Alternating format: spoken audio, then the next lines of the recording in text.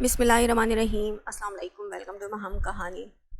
اگر آپ نے ابھی تک چینل کو سبسکرائب نہیں کیا تو چینل کو سبسکرائب کر دیجئے، پلیز ویڈیو کو لائک ضرور کر دیا کیجئے اور کمنٹس میں اپنی رائے ضرور دیا کیجئے۔ چلتے ہیں ناول طرف۔ لیکن روحان نے کبھی اپنے بھائی سے کوئی بات نہیں چھپائی، اسی لیے سب کچھ اس کے گوش گزار کر دیا۔ پہلی بار وہ اپنے باپ کے کسی فیصلے سے متفق ہوا تھا اور ان کو دل سے دعا دی تھی۔ اس کے نکاح میں صرف دلشیر اور روحان اور اس کے کچھ گارڈز شامل تھے۔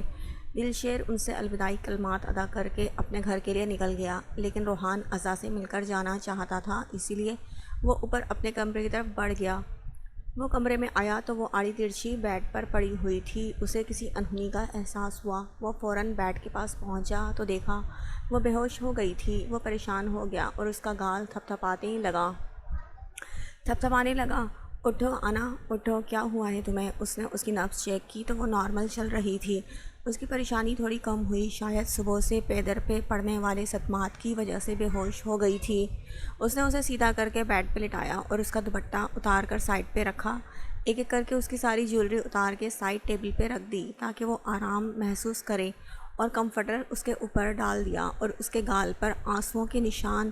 اس کا دل کیا وہ اسے اپنے ہونٹوں سے چھو لے، لیکن اپنے دل کو ڈپٹ دیا، اپنی انگلیوں سے اس کے گالوں کو چھونے لگا۔ اس سے پہلے کہ وہ نیند میں کوئی گستاخی کرتا، اس کے گال اس کے اندر بہت سے احساسات جگا رہے تھے۔ اس سے پہلے کہ وہ کوئی گستاخی کرتا، لائٹ آف کر کے وہ کمرے سے نکل گیا۔ وہ آنکھیں موندے لاؤنج کے صوفے پر بیٹھا تھا اور اس پری پیکر کے بارے میں سوچ رہا تھا۔ اسے لاؤنج میں بیٹھے 1 گھنٹہ ہی گزرا ہوگا کہ عزا دھپ سے آ کر اس کے ساتھ بیٹھی اور بازوؤں میں سما گئی۔ کیسی رہی شادی؟ اس نے پوچھا۔ شادی بہت اچھی تھی بھیا، ریشما نے بہت خیال رکھا میرا، لیکن میں نے حالے کو بہت مس کیا ہے۔ اکیلی ہو گئی ہوں بہت زیادہ۔ وہاں ماما، بی جان، حالے، ہم سب سارا دن انجوائے کرتے تھے، لیکن یہاں میں اکیلی ہوں۔ وہ اداسی سے اپنی پریشانی بتانے لگی۔ تو میرے بیٹے کو ایک دوست چاہیے جو اس کے ساتھ رہے، گھومے پھرے، اس نے اسے سینے سے لگائے پوچھا تھا۔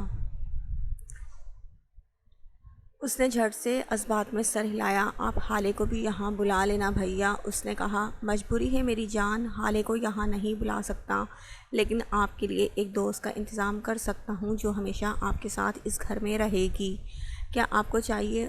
اس نے اس کے ماتھے پر بوسہ دیتے ہوئے پوچھا۔ وہ جو ابھی ہوش میں آئی تھی، نئی جگہ دیکھ پہلے تو اسے کچھ سمجھ نہیں آیا، لیکن جیسے جیسے صبح سے گزری ایک ایک بات ذہن کے پردے پر لہرائی تو غم و غصے سے سر پکڑ لیا۔ لیکن جب نظر اپنے دوپٹے سے بے نیاز حلیے پر پڑی، شرم سے بدھ بنی دل کیا ڈوب مرے۔ اس نے صوفے سے اپنا دوپٹہ اٹھایا اور باہر نکل آئی۔ زریان نے کہا تھا کہ نکاح کے بعد وہ اپنی ماں سے مل سکتی ہیں، اسی لیے اسے جلد سے جلد اپنی ماں تک پہنچنا تھا۔ وہ جو جلدی سے نکل رہی تھی، سامنے سے آتے کسی چٹان نما وجود سے ٹکرائی۔ وہ جو صبح سے بھوکی پیاسی تھی، ٹکرانے سے خود کو سنبھال نہیں پائی۔ اس سے پہلے کہ وہ گرتی، کسی نے اس کی کمر کو مضبوطی سے تھام لیا۔ اپنی کمر پر کسی کی مضبوط انگلیوں کا لمس محسوس کر کے اس نے جھٹ سے آنکھیں کھولیں تو نظریں اس کی سبز گہری آنکھوں سے ٹکرائیں جو بہت گہری نظروں سے اسے دیکھ رہا تھا۔ خود کو اس کی گرفت میں محسوس کر کے وہ جھٹ پڑائی، لیکن سامنے والا اسے چھوڑنے کے بجائے اسے جھٹکا دے کر سینے میں بھینچ گیا۔ پکڑ اتنی مضبوط تھی کہ اسے اپنی ہڈیاں ٹوٹتی محسوس ہوئیں۔ چھوڑو مجھے، وہ مسلسل مزاحمت کر رہی تھی، لیکن سامنے والا شاید بہرا تھا جو بس اسے محسوس کرنے میں مصروف تھا۔ اس کی انگلیوں کا بے باک لمس اسے اپنی پیٹھ پر چلتا محسوس ہو رہا تھا۔ جب اس کی تمام مزاحمت بیکار گئی تو اس نے اس کے سینے پر سختی سے دانت گاڑ دیے۔ وہ جو اس کی قربت میں مدہوش ہو رہا تھا، جھٹکے سے اسے چھوڑا اور اپنا سینہ مسلنے لگا۔ اف، جنگلی لڑکی، آپ جنگلی، آپ کا پورا خاندان جنگلی۔ اس نے بھی سب بدلے برابر کیے۔ ایک لفظ نہیں، میں مزید تمہاری بدتمیزی برداشت نہیں کروں گا۔ اس کے ہونٹوں پر انگلی رکھ کے اسے وارن کیا۔ اب اس کی آواز میں سرد پن تھا۔ وہ تو اس کے انگلیوں کو ہونٹوں پر محسوس کر ہونکوں کی طرح اسے دیکھ رہی تھی۔ وہ جو پہلے ہی اس کی خوشبو سے مدہوش ہو رہا تھا، مزید خود پر کنٹرول نہیں کر پایا اور اس کے بالوں کو پیچھے سے مٹھی میں بھر کر اس کے ہونٹوں پر جھک گیا اور اپنی سانسوں کو شدت سے اس کی سانسوں میں انڈیلنے لگا۔ اسے لگا وہ سانس نہیں لے پائے گی۔ اس نے بھرپور مزاحمت کی خود کو اس دیو سے چھڑانے کی، لیکن وہ شخص ایک انچ بھی اپنی جگہ سے نہ ہلا۔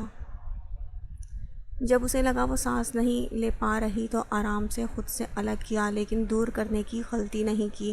وہ گہرے گہرے سانس لینے لگی۔ کیا چاہتی ہو؟ اس نے پوچھا۔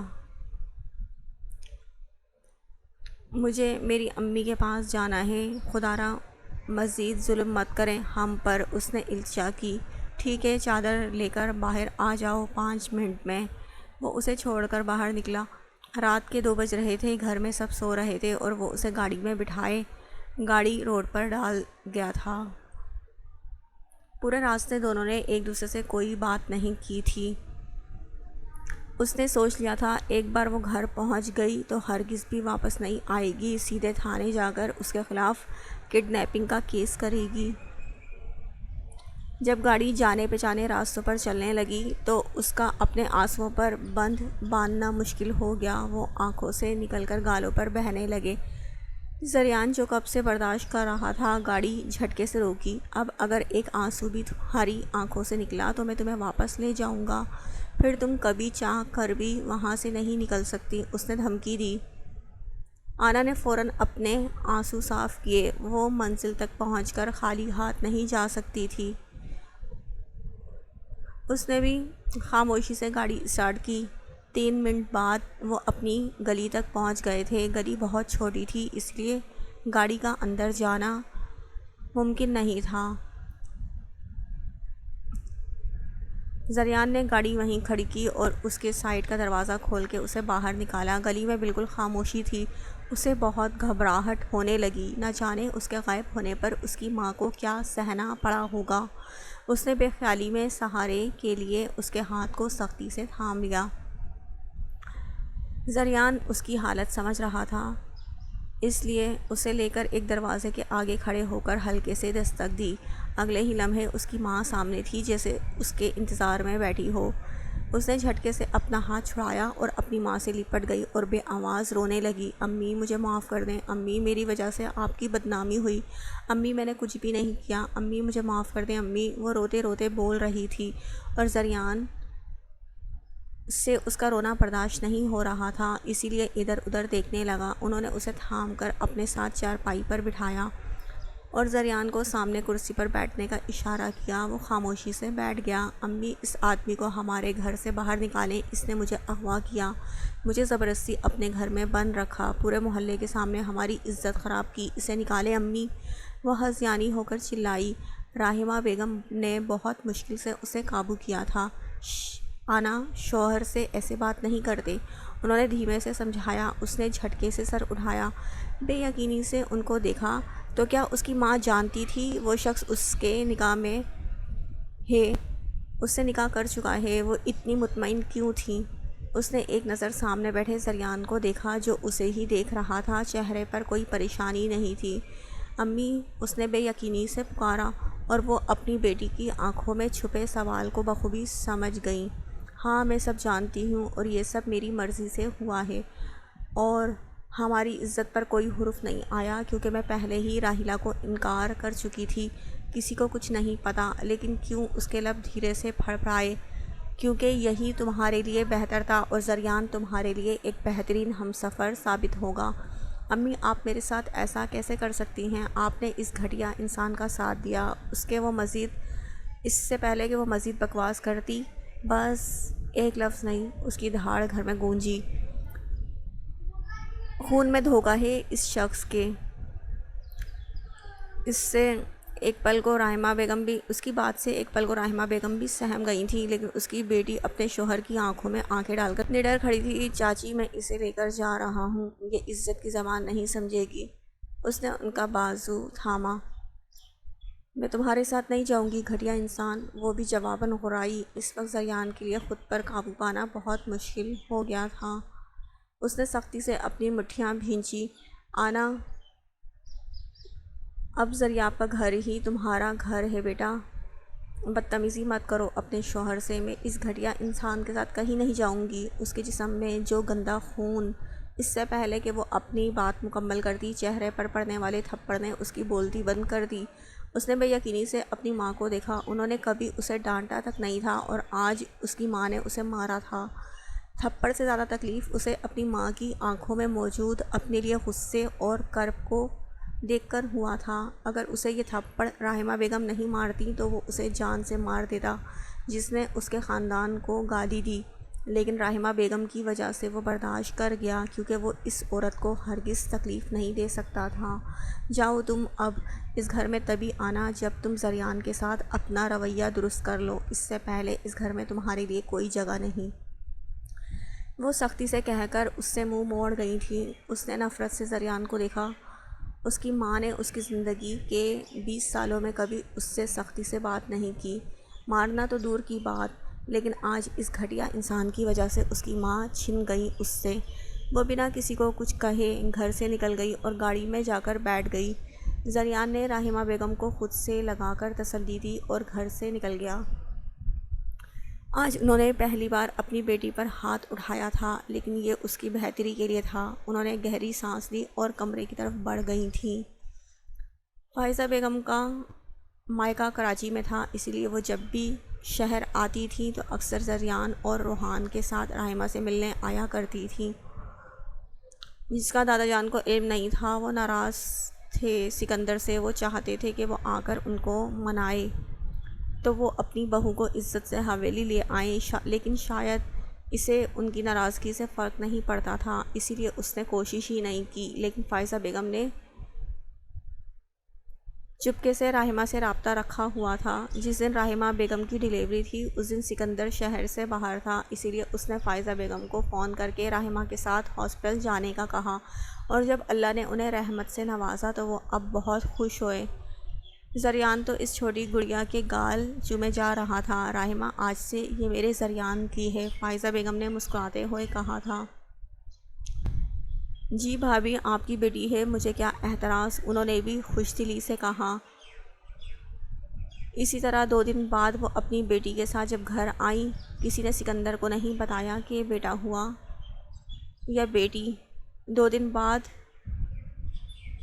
اسے سرپرائز دینے کا سوچا تھا سب نے، اور فائزہ بیگم اپنے بچوں کے ساتھ واپسی کے لیے نکلی کیونکہ تھوڑی دیر تک سکندر نے بھی پہنچ جانا تھا، اس لیے اندھیرا ہونے سے پہلے وہ حویلی کے لیے نکلے تھے۔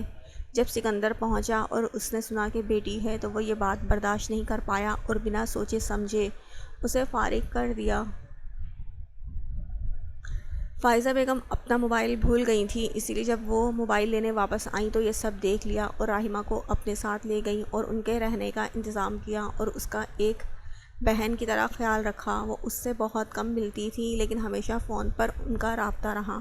لیکن جب آنا 4 سال کی ہوئی، ایک دن رحمہ بیگم نے خاموشی سے ان کا دیا ہوا گھر چھوڑ دیا، اور جب فائزہ بیگم کو پتہ چلا تو وہ بہت ناراض ہوئیں، لیکن رحمہ نے انہیں یہ کہہ کر چپ کروا دیا کہ وہ اب اپنی بیٹی کی ذمہ داری خود اٹھانا چاہتی ہیں اور وہ ان کی امانت وقت آنے پر ان کے حوالے کر دیں گی۔ فائزہ بیگم بھی چپ ہو گئیں اور اس طرح ان کا رابطہ صرف فون تک رہ گیا۔ جس دن رحمہ بیگم کو راحلہ کے ساتھ شاپنگ پر جانا تھا اس دن ان کو زریان کی کال آئی تھی اور انہوں نے زریان کو سب کچھ بتا دیا اور اس کی ضد کے پیش نظر انہوں نے سب پلان کیا۔ گھر پہنچ کر بنا کچھ کہے اس کمرے میں گئی جہاں اسے لایا گیا تھا اور خاموشی سے بستر پر لیٹ کر وہ آنکھیں موند گئی۔ وہ خود کو پرسکون کرنا چاہتی تھی اور کچھ کمزوری اور مسلسل رونے کی وجہ سے کچھ ہی دیر میں وہ نیند کی وادیوں میں اتر گئی۔ صبح اذاں نماز کے لیے اٹھی اور چائے بنانے کی نیت سے کچن میں آ گئی، لیکن باہر لان میں روحان کو ایکسرسائز کرتے دیکھ وہ بہت خوش ہوئی اور اس سے لپٹ گئی۔ وہ اکثر اس سے ملنے آتا تھا۔ بھیا آپ کب آئے؟ جب میری گڑیا شادی انجوائے کرنے گئی ہوئی تھی، اس نے بتایا۔ تو آپ رات کو کیوں نہیں ملے مجھ سے؟ اس نے ناراضگی کا اظہار کیا۔ یار اذاں میں بستر میں لیٹا تو پتہ ہی نہیں چلا کب نیند آ گئی، اس نے وجہ بتائی اور دونوں باتیں کرنے لگے۔ تب تک زریان بھی آ گیا تھا اور ان کے ساتھ ہی بیٹھ گیا۔ پھر تینوں بھائی بہن باتوں میں لگ گئے۔ باتوں کے دوران ہی انہوں نے باتوں کے دوران ہی ناشتے کا وقت بھی ہو گیا اور ملازمہ ان کو بلانے آئی۔ آپ چلے ہم آتے ہیں۔ وہ ناشتے کی ٹیبل پر بیٹھ گئے۔ بھائی بھابھی کو تو بلائیں، روحان نے زریان سے کہا، جبکہ آزاد و ناسمجھی سے دونوں کے چہرے دیکھنے لگی۔ کون بھابھی؟ اس نے دونوں سے پوچھا۔ اس سے پہلے کہ وہ اسے جواب دیتے، سیڑھیوں سے اسے زریان کے ٹراؤزر شرٹ میں ایک بہت خوبصورت لڑکی آتی ہوئی نظر آئی، جس نے زریان کی بلیک ٹی شرٹ جو اسے گھٹنوں تک آ رہی تھی اور گرے ٹراؤزر جسے اس نے نیچے سے فولڈ کر کے برابر کیا ہوا تھا، دوپٹے سے بے نیاز کھلے بالوں کے ساتھ تھی۔ آزاد تو اس لڑکی کو دیکھتے ہی کھڑی ہو گئی تھی، جبکہ روحان نے نظریں نہیں اٹھائیں۔ البتہ زریان کا غصے سے برا حال تھا، اس کی دماغ کی نسیں ابھری ہوئی تھی۔ وہ سیدھے اس کے پاس آئی، باقی کسی کو اس نے نہ دیکھا۔ مجھے کپڑے چاہیے، وہ ڈائریکٹ اس سے مخاطب ہوئی۔ روم میں جاؤ، اس نے سرد آواز میں کہا۔ کیوں روم میں جاؤں؟ بھوک لگی ہے، مجھے ناشتہ کرنا ہے تمہارے ساتھ، اور تم میرے کپڑوں کا انتظام کرو، آخر بیوی ہوں آپ کی، اس نے مسکراتے ہوئے کہا۔ آزاد و بیوی لفظ پر ہی چونک گئی تھی اور آنکھیں پھاڑے اسے دیکھنے لگی تھی۔ روحان عزا کو پکڑ کر اس کے روم میں لے گیا۔ اسے وہاں اپنا بیٹھنا مناسب نہیں لگا تھا، اسی لیے بھیا یہ سب کیا کر رہے ہیں؟ اس نے کمرے میں آتے ہی روحان سے پوچھا تھا۔